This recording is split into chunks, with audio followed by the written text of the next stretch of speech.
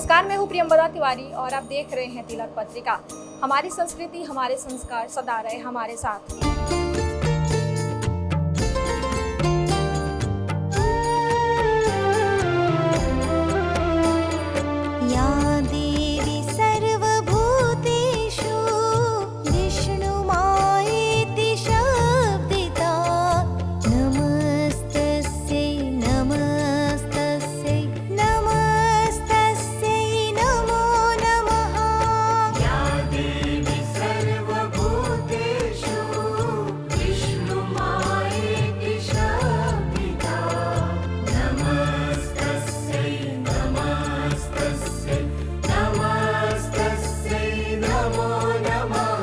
अभी हम आ चुके हैं माता ब्रह्मचारिणी के मंदिर में और माता का जो मंदिर है काशी के ब्रह्मा घाट पे विद्यमान है।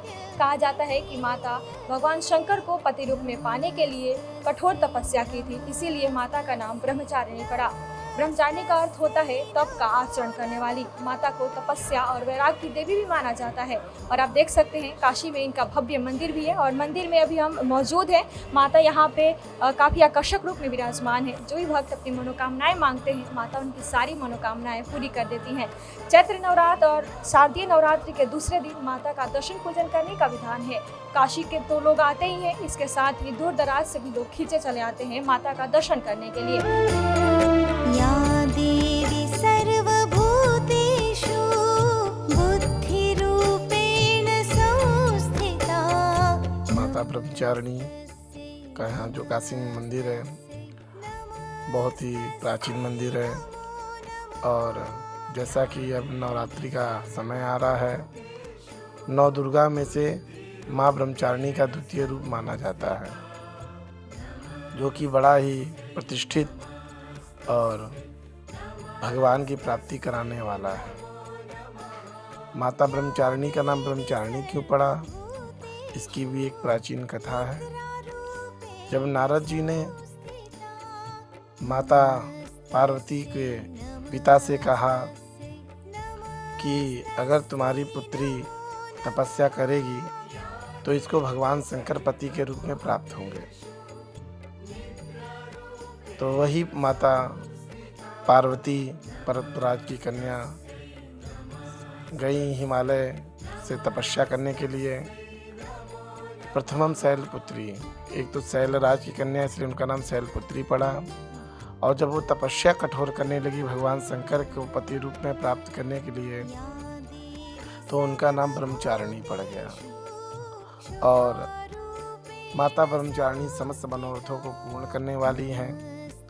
जो भी भक्त उनके दर्शन करता है उसको ज्ञान, वैराग्य, भगवत प्राप्ति अति शीघ्र होती है। ब्रह्मचारिणी का जो रूप है बड़ा ही शांत स्वरूप है। माता को प्रसन्न करना बड़ा ही आसान है। माता ब्रह्मचारिणी को श्वेत वस्त्र, श्वेत पुष्प और श्वेत मिष्ठान बड़ा ही अतिशय प्रिय है। अगर कोई भक्ति भाव पूर्वक केवल माता के मंदिर में जाए और जा करके उनको यह वस्तु अर्पण करके उनसे प्रार्थना करे, तो भगवान शिव की भक्ति उसको अति शीघ्र प्राप्त हो जाती है। माता का नाम ब्रह्मचारिणी क्यों पड़ा? जैसा कि हमने आपको बताया कि उन्होंने बड़ी ही कठोर तपस्या किया भगवान शंकर को पति रूप में प्राप्त करने के लिए, जिसमें कामना का उदय ना हो। हम लोग भी भजन करते हैं, आप भी भजन करते हैं, तो कोई ना कोई कामना होता है। मंदिर जाते हैं तो कुछ ना कुछ कामना होती है।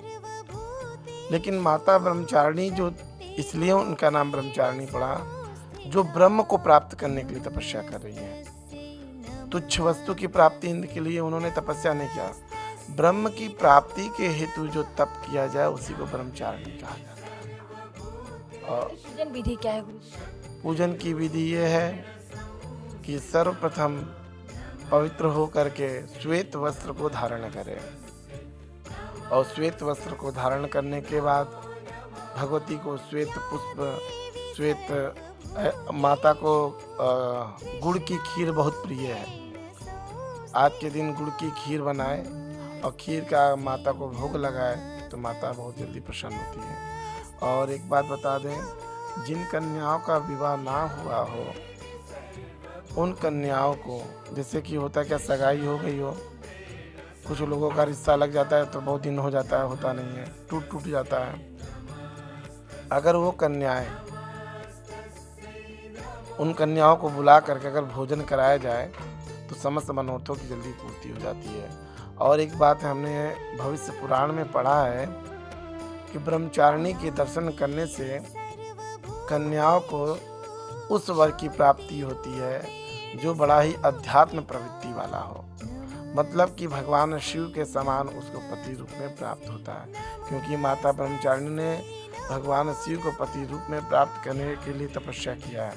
तो अगर कुंवारी कन्याएं माता ब्रह्मचारिणी के दर्शन करती हैं और उनको इस प्रकार से भोग निवेदन करती हैं तो अति शीघ्र ही उनका अच्छे घर में विवाह हो जाता है। आज के दिन कन्याओं को बुला करके खीर जरूर से जरूर भोग लगाना चाहिए।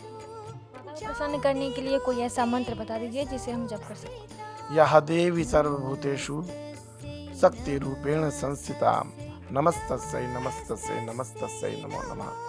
शक्ति रूपेण, हे माँ, मैं आपकी आराधना कर रहा हूँ, मुझ में शक्ति प्रदान करो। अब देखो भाई, शक्ति तो कई प्रकार की होती है। कोई अन्न की प्राप्ति के लिए शक्ति चाहता है, कोई धन की प्राप्ति के लिए। वास्तविक शक्ति तो वह जो परमात्मा की प्राप्ति के लिए हो, क्योंकि